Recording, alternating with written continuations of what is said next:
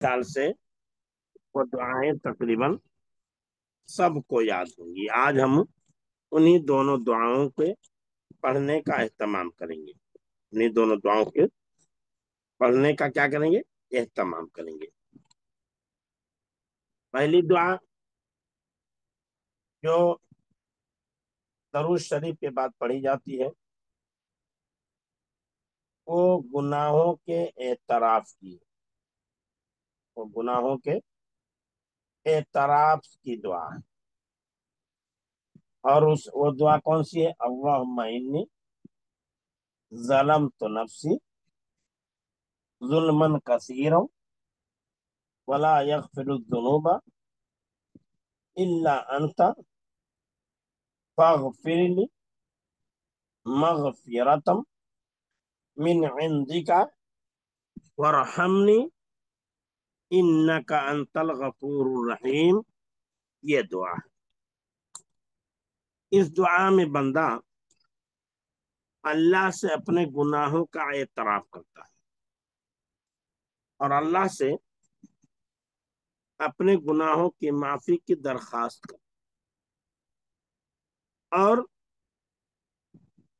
इस बात का इकरार करता है कि गुनाहों को माफ करने वाली अगर कोई जात है तो अल्लाह की। गुनाहों का एतराफ करता है और गुनाहों का एतराफ करके अल्लाह से अपने गुनाहों की माफी की दरखास्त करता है। देखिए कि बताऊं, गुनाह हो जाना ये बड़ा जुर्म नहीं है। गुनाह हो जाना ये बड़ा जुर्म नहीं है, इसलिए कि खता और गलती, भूल और चूक इंसान की तबीयत का खासा है। हर इंसान से खता हो जाती है, हर इंसान से गलती हो जाती है। इसलिए अल्लाह के नबी सल्लल्लाहु अलैहि वसल्लम ने बयान फरमाया, कुल्लु बनी आदम खत्ताउन व खैरुल खत्ताईन अत-तव्वाबून। सबसे औलादे आदत पूरा सारे के सारे इंसान गुनहगार और खताकार, सारे के सारे इंसान गुनहगार और खताकार हैं। लेकिन उन खताकारों में सबसे बेहतरीन खताकार और गुनहगार वो है जो तौबा करने वाला। अगर इंसान तौबा करता है तो तौबा अल्लाह को बहुत पसंद है। और तौबा करना, गुनाहों पर नादिम होकर के अल्लाह से माफी चाहना, ये अंबिया किराम की सिफात है। अंबिया किराम की सिफात है। सैयदना आदम अलैहिस्सलाम से गलती हो जाती है, दरख्त खा के पत्ते खा लेते हैं, फल खा लेते हैं, गुनाहों का इतराफ करते हुए कहते हैं रब्बना ज़लमना अनफुसना व इन लम तग़फिर लना व तरहमना लनकुनन्ना मिनल खासिरीन। हजरत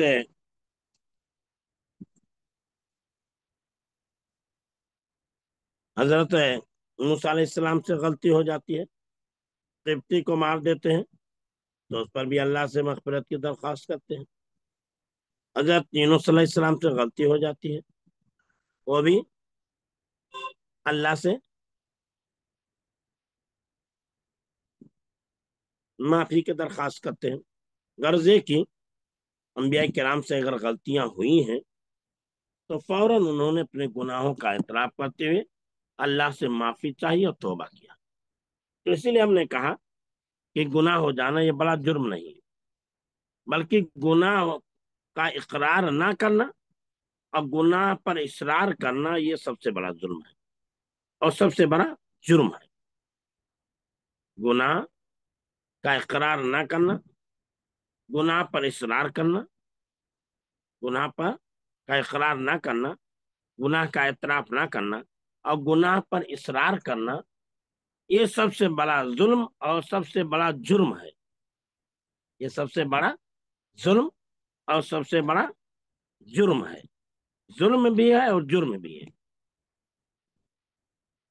इसलिए कि इंसान गलती भी करे और गलती ना माने, गोया कि वह हठधर्मी पर मुक्त है।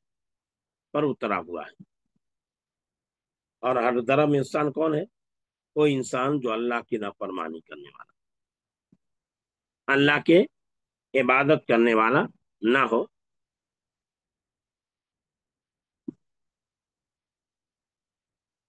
اللہ کا نافرمان ہوگا، ظالم ہوگا، تکبر کرنے والا ہوگا، گھمنڈ کرنے والا ہوگا، ایسا انسان ہی اپنے گناہوں کا اعتراف نہیں کرے، ورنہ ہر انسان اپنے گناہوں کا اعتراف کرتا ہے۔ تو یہ دعا جو ہم پڑھ رہے ہیں، اس دعا میں ہم اپنے گناہوں کا اللہ سے اعتراف کر رہے ہیں، اللہ سے اعتراف کر رہے ہیں۔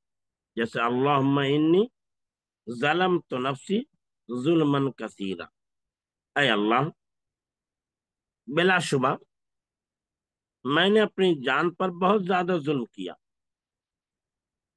اے اللہ بلا شبہ میں نے اپنے نفس پر بہت زیادہ ظلم کیا، ولا یغفر الذنوب الا انت، اور تیرے علاوہ کوئی گناہوں کو معاف نہیں کر سکتا، لا یغفر الذنوب الا انت، اور کوئی گناہوں کو بخش نہیں سکتا سوائے تیرے، فاغفر لی مغفرۃ من عندک، تو مجھے معاف کر دے اپنی خاص بخشش سے، تو مجھے معاف کر دے اپنی خاص بخشش سے، ورحمنی، اور مجھ پر رحم فرما، انکا انت الغفور الرحیم، بے شک تو بڑا بخشنے والا اور نہایت ہی مہربان ہے، بے شک تو بڑا بخشنے والا اور نہایت ہی مہربان ہے۔ تو دیکھیے، پہلے انسان سے جو ظلم ہو جا رہا ہے، اس ظلم کا اعتراف کرنا، کہہ رہا ہے کہ اللہ مجھ سے بہت سارا گناہ ہوا، بہت سارا ظلم ہوا ہے، بہت ساری زیادتی ہوئی ہے، پھر کہہ رہا ہے کہ اور تیرے علاوہ کوئی بخش بھی نہیں سکتا، تیرے علاوہ کوئی معاف نہیں کر سکتا، یعنی گناہ مجھ سے ہوا ہے اور گناہوں کا معاف کرنے والا تو ہے، گناہ مجھ سے ہو گیا ہے اور گناہوں کا معاف کرنے والا تو ہی ہے، تیرے علاوہ کوئی گناہوں کا معاف کرنے والا نہیں ہے، اس لیے اپنی خاص بخشش، اپنی خاص مغفرت کے ذریعے تو مجھے بخش دے، اپنی جانب سے خاص بخشش سے مجھے بخش دے، یعنی اپنی خصوصی بخشش سے مجھے بخش دے، اپنے خصوصی کرم سے، خصوصی معافی سے مجھے معاف کر دے، اور ورحمنی، اور مجھ پر رحم فرما، اس لیے اگر رحم نہیں کرے گا تو ایسی صورت میں انسان کیا ہوگا؟ پریشان ہو جائے گا،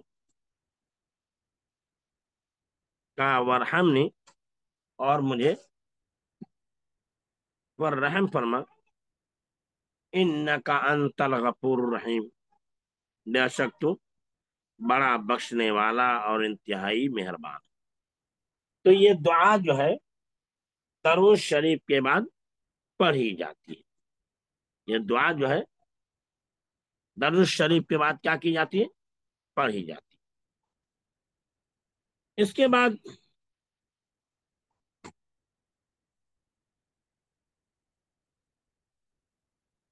اور اس دعا کے بعد ایک دوسری دعا پڑھی جاتی ہے، ایک دوسری دعا پڑھی جاتی ہے، پھر اس دعا کو پڑھ کر کے سلام پھیرا جاتا ہے۔ اس دعا کے بعد ایک دوسری دعا پڑھی جاتی ہے، اس دعا کے پڑھنے کے بعد پھر سلام پھیرا جاتا ہے۔ وہ دعا کیا ہے؟ وہ دعا بھی بڑی اہم ہے۔ حضرت ابو بکر صدیق رضی اللہ تعالیٰ عنہ کہتے ہیں کہ اس دعا کو اللہ کے نبی صلی اللہ علیہ وسلم ہمیں ایسے سکھلایا کرتے تھے جیسے آپ ہمیں قرآن سکھلایا کرتے تھے، اللہ کے نبی صلی اللہ علیہ وسلم جس طرح ہمیں قرآن پڑھنا سکھایا کرتے تھے، اسی طرح آپ جو ہے ہمیں اس دعا کو پڑھنا سکھلایا کرتے تھے، یعنی بڑی اہمیت دیا کرتے تھے، بڑی اہمیت دیا کرتے تھے۔ وہ دعا کون ہے؟ وہ دعا ہے اللہم انی اعوذ بک من عذاب القبر واعوذ بک من فتنة المسیح الدجال واعوذ بک من فتنة المحیا والممات اللہم انی اعوذ بک من المأثم والمغرم اللہم انی اعوذ بک من عذاب القبر، اے اللہ بے شک میں تیرے ذریعے عذاب قبر سے پناہ چاہتا ہوں، اور میں تیرے ذریعے مسیح دجال کے فتنے سے پناہ چاہتا ہوں، اور میں تیرے ذریعے زندگی اور موت کے فتنے سے پناہ چاہتا ہوں۔ اے اللہ بے شک میں تیرے ذریعے گناہوں اور قرض کے بوجھ سے پناہ چاہتا ہوں۔ پہلی دعا کہ اللہم انی اعوذ بک من عذاب القبر، یہ دعا کا ٹکڑا۔ عذاب قبر، قبر جو ہے آخرت کی منزلوں میں سے پہلی منزل ہے۔ قبر جو ہے آخرت کی منزلوں میں سے پہلی منزل ہے۔ اگر کوئی انسان اس منزل میں اس منزل میں کامیاب ہو گیا، بقیہ دیگر منزلیں اس کے لیے آسان ہو جائیں گی۔ لیکن اگر کوئی اس منزل میں کامیاب نہیں ہوا تو دیگر منزلیں اور زیادہ مشکل ہو جائیں گی، دیگر منزلیں اور زیادہ مشکل ہو جائیں گی۔ حضرت عثمان بن عفان رضی اللہ تعالیٰ عنہ جب قبر کا ذکر ہوتا تو بہت روتے تھے، قبر کا ذکر ہوتا تو بہت روتے تھے۔ جنت و جہنم کا ذکر ہوتا، جہنم کے عذاب کا ذکر ہوتا تو نہیں روتے۔ لوگوں نے ان سے سوال کیا کہ بھائی بات کیا ہے کہ آپ کے سامنے جنت کا ذکر ہوتا ہے، جہنم کا ذکر ہوتا ہے، جہنم کے عذاب کا ذکر ہوتا ہے، لیکن آپ نہیں روتے؟ جتنا زیادہ آپ قبر کا ذکر ہوتا ہے یا قبر کو یاد کرتے ہیں تو روتے ہیں، وجہ کیا ہے، سبب کیا ہے؟ تو حضرت عثمان بن عفان رضی اللہ تعالیٰ نے فرمایا کہ قبر جو ہے آخرت کے منزلوں میں سے پہلی منزل ہے، آخرت کی منزلوں میں سے پہلی منزل ہے۔ جو اس منزل میں کامیاب ہو گیا تو اگلی منزلیں اس کے لیے آسان ہو جائیں گی، لیکن جو اس منزل میں ناکام ہو گیا، اگلی منزلیں اس کے لیے اور زیادہ مشکل ہو جائیں گی۔ یہی وجہ ہے کہ میں اس پہلی منزل کو، قبر کو یاد کر کے روتا ہوں۔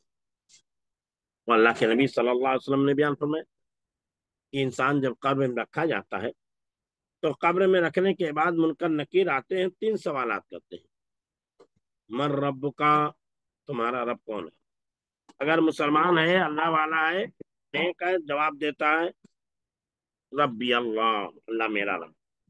پھر سوال ہوتا ہے ما دین کا، تمہارا دین کیا ہے؟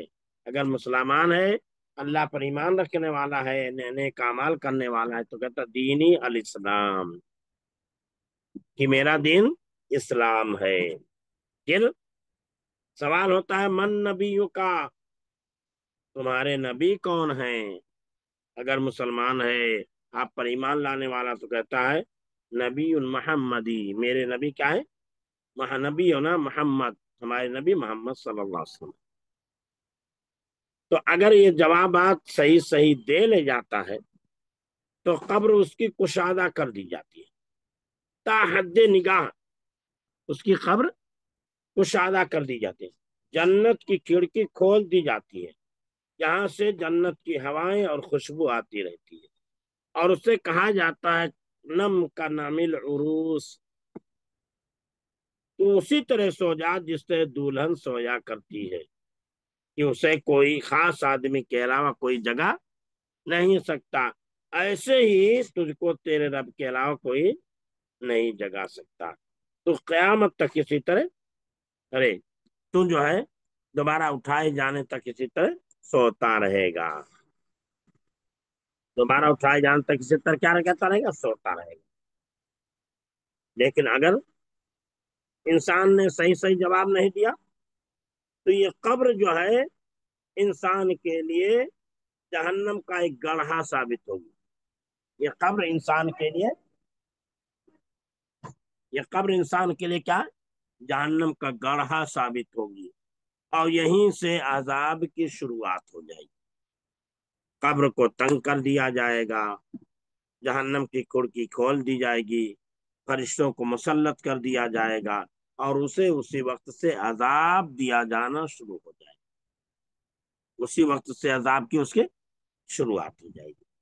اس لیے پہلی چیز جس سے اللہ کے رسول صلی اللہ علیہ وسلم نے ہمیں پناہ چاہنے کی تعلیم دی ہے وہ کیا ہے، عذاب قبر۔ شیخ محمد بن عبد الوہاب نجدی رحمہ اللہ علیہ نے انہیں تین اصولوں کو اصول ثلاثہ میں اپنی کتاب اصول ثلاثہ میں بیان کر دیا: معرفت رب، رب کی معرفت، معرفت دین، دین کی معرفت، معرفت نبی، نبی کی معرفت۔ اصول ثلاثہ جو محمد بن عبد الوہاب نجدی رحمہ اللہ علیہ کی کتاب ہے، اس میں انہیں تین اصولوں کو بیان کیا ہے کہ معرفت رب کا معنی کیا ہے، مفہوم کیا ہے، معرفت دین کا معنی اور مفہوم کیا ہے، معرفت نبی کا معنی مفہوم کیا ہے، اسی کو انہوں نے بیان کیا۔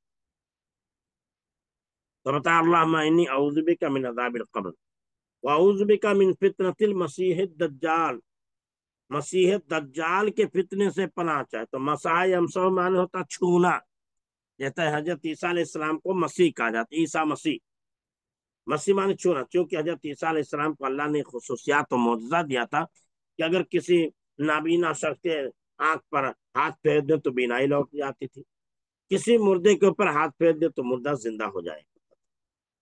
تو ایسے ہی اللہ تعالیٰ اس کو بھی خصوصیت دیا ہوگا، اس کو بھی خصوصیت دیا، کسی کو زندہ کرے گا، کسی کو مارے گا، اس کے دائیں ایک ہاتھ میں جنت ایک ہاتھ میں جہنم ہوگی، جو جنت جس کی ہوگی وہ جہنم ہوگی، اور جس کی جہنم ہوگی وہ جنت ہوگی۔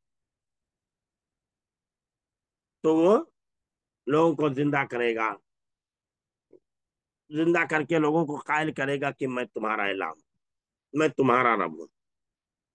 تو یہ دجال کا فتنہ بڑا خطرناک ہوگا، اس لیے اللہ کے نبی صلی اللہ علیہ وسلم نے ہمیں دجال کے فتنے سے پناہ چاہنے کی تعلیم دی۔ اسی طرح زندگی کا فتنہ بھی بڑا خطرناک، انسان مر گیا تو فتنہ ختم، جب تک انسان زندہ ہے فتنہ ختم ہونے والا نہیں۔ آج انسان نماز پڑھتا ہے، ممکن ہے کل نہ پڑھے، آج انسان اللہ کی فرمان برداری کرتا ہے، کل ممکن ہے کہ نہ کرے، آج انسان روزہ رکھتا ہے، کل ممکن ہے کہ نہ کرے، آج انسان مسلمان ہے، کل ممکن ہے کافر ہو جائے یا کسی فتنے کا شکار ہو جائے۔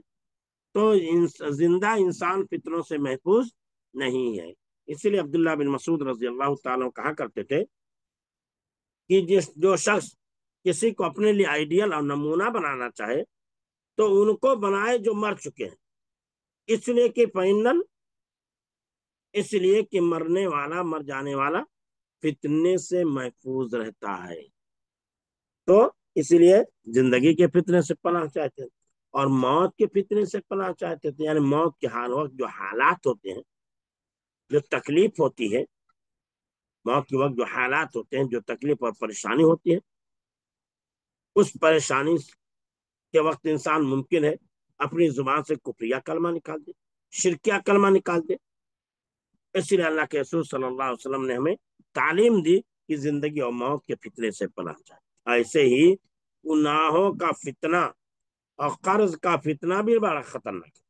انسان جب گناہ پہ گناہ کیے جاتا ہے، غلطیوں پر غلطیاں کیے جاتا ہے، تو انسان کا دل سیاہ ہو جاتا ہے، پھر غلطیاں اس کے نگاہ میں غلطیاں نظر نہیں آتی، گناہ اس کے نگاہ میں گناہ نظر نہیں آتا، گناہ کرنا اس کے لیے مشکل نہیں، آسان ہو جاتا، تو گناہ ہی کرتے چلا جاتا ہے۔ اور گناہ اگر کر کے انسان آخرت میں پہنچے گا تو اس کے لیے کیا ہوگا، وہ بالِ جان بن جائے، ہلاکت و بربادی کا ذریعہ اور سبب بن جائے۔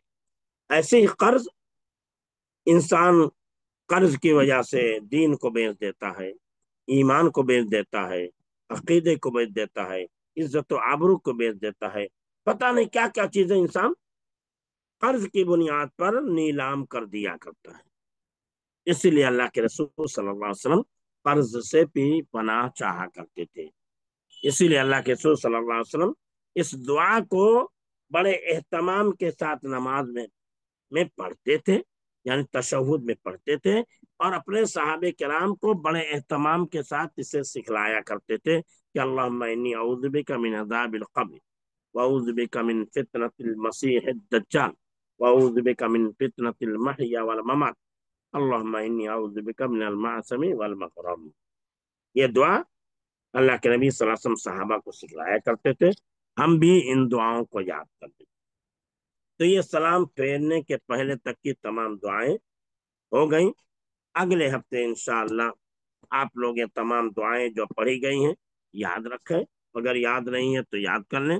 اگلے ہفتے انشاءاللہ ہم وہ دعائیں پڑھیں گے جو سلام کے بعد پڑھی جاتی ہیں۔ ٹھیک ہے، السلام علیکم ورحمۃ اللہ وبرکاتہ۔ سبحانک اللہم بحمدک اشہد ان لا الہ الا انت استغفرک واتوب الیک، وصلی اللہ